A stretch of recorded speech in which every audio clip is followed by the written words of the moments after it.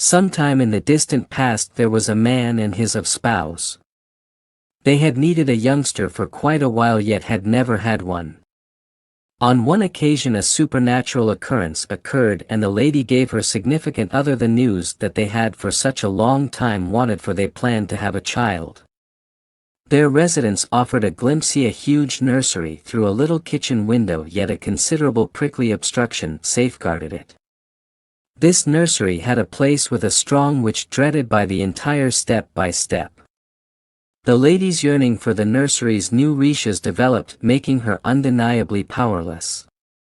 Her significant other, profoundly committed to her, chose to gamble with the witch's rage to fulfill her desire under the cover of night.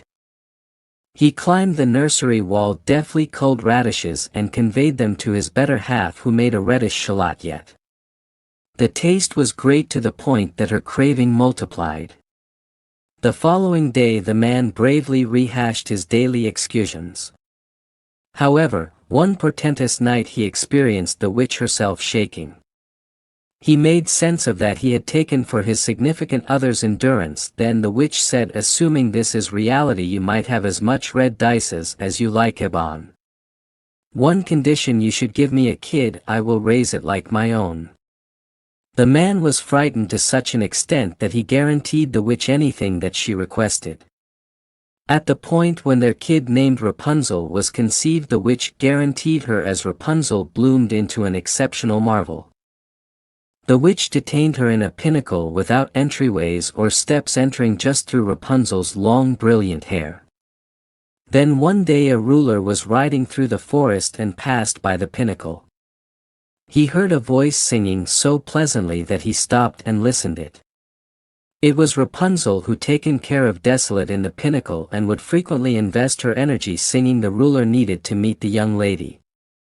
Yet, he was unable to track down a way to enter the pinnacle. He saw the witch come up and tuned in while she got down on Rapunzel.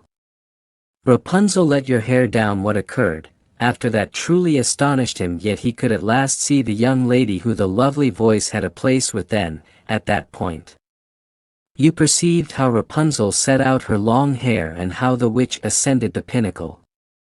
The following day at sunset he went to the pinnacle and cried, gracious Rapunzel, Rapunzel, let your hair down. She let down her hair and the sovereign ascended.